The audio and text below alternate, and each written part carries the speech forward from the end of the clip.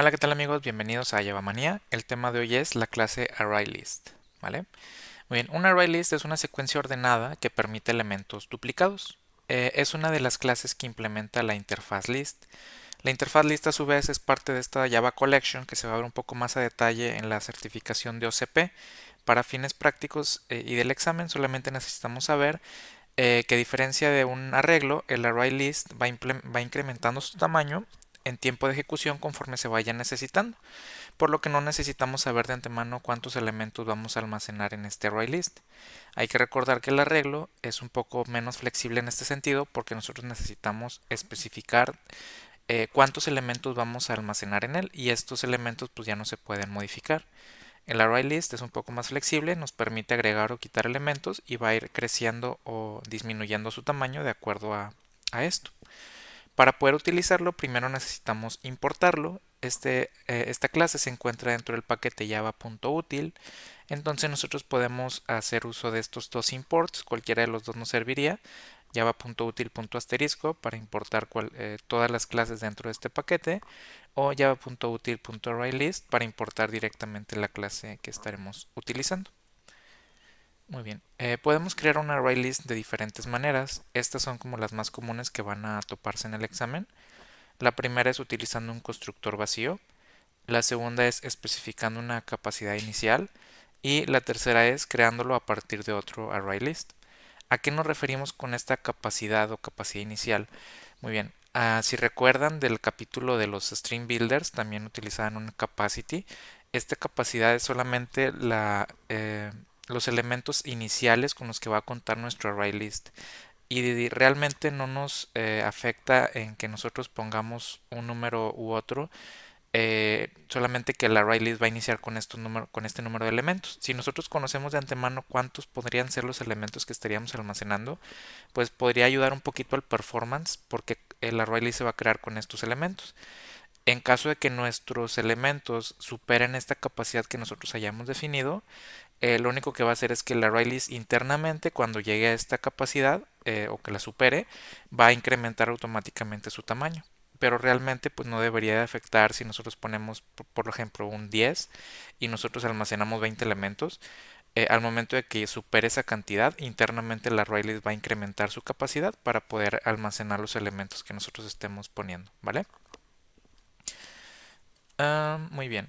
Para crear un ArrayList, los ejemplos que veíamos en la diapositiva anterior son la versión pre-Java 5. ¿Qué pasa? Que a partir de Java 5 se incluyen los generics y los cuales nos permiten especificar el tipo de objeto que vamos a almacenar en nuestros ArrayList.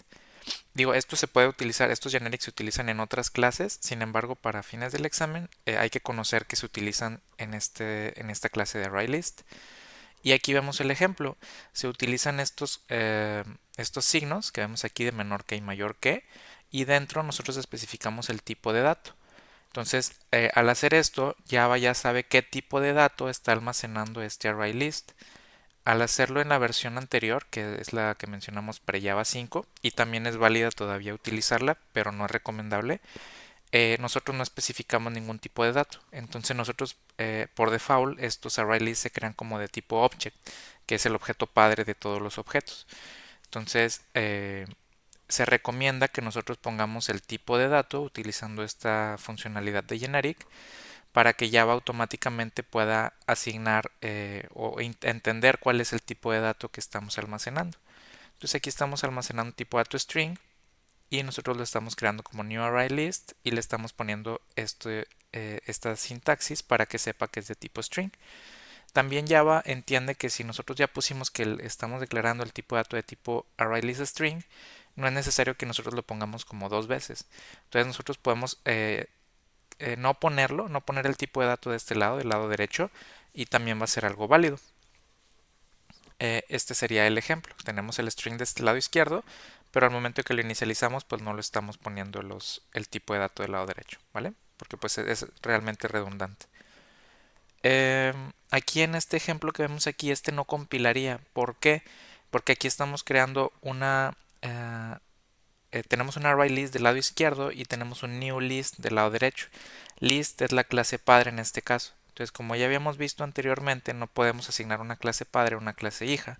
Podemos hacerlo al revés. Una clase hija que es ArrayList, porque ArrayList implementa list. Esto es algo válido y realmente es algo que vamos a ver muy comúnmente en nuestro código, que nosotros creamos el tipo de dato como list y luego lo asignamos como new ArrayList.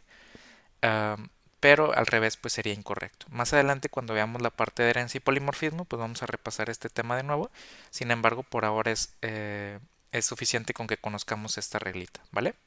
Muy bien, ahora vamos a ver algunos ejemplos en código.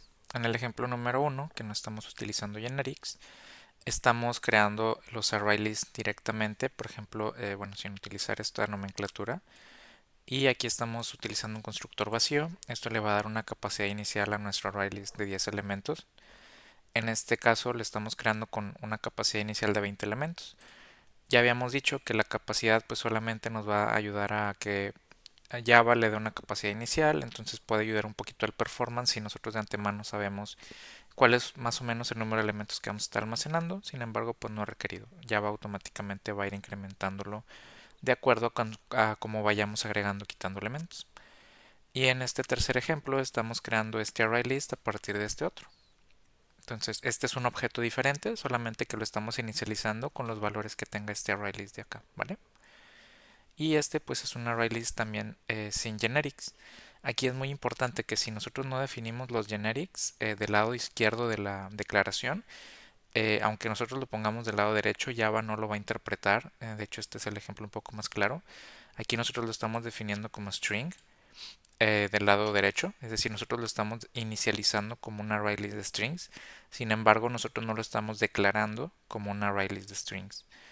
Entonces, al momento de que nosotros hagamos esto, ya va a interpretar como que este array list es de tipo object. Internamente, como quiera, va a tener este array list de strings, pero cuando lo queramos utilizar, pues no vamos a poder usarlo directamente con las ventajas que nos dan los generics, porque no lo estamos declarando como un tipo de dato string, ¿vale? ¿Qué pasa cuando nosotros utilizamos un generic sin, perdón, un array list sin generic?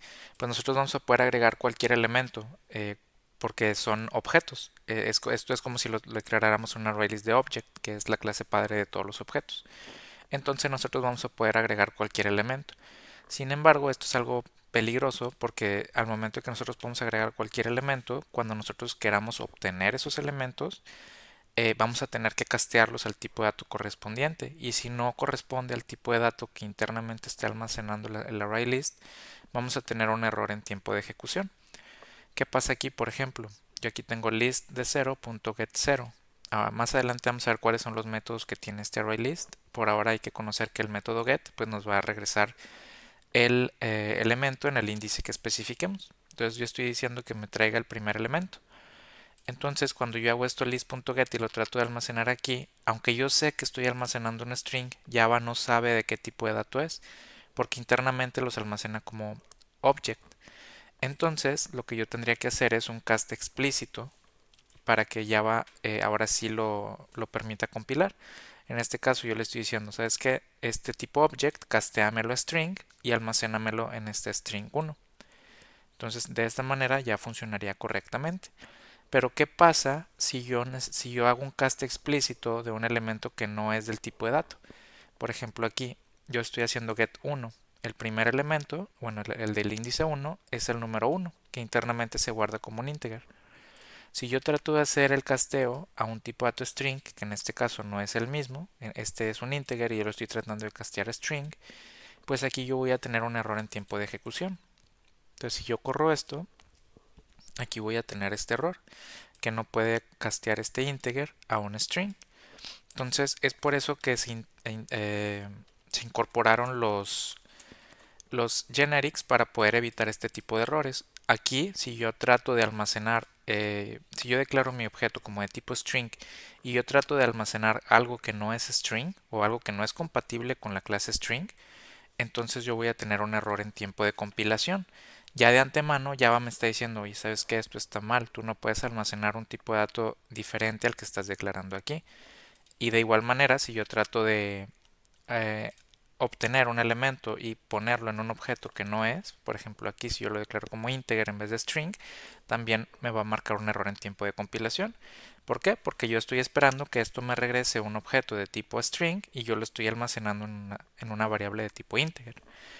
Entonces, esto es lo que nos ayuda a los generics, a que ese tipo de errores se detecten en tiempo de compilación y de igual manera ya nosotros no tenemos que estar haciendo estos cast cuando asignemos u obtengamos los elementos.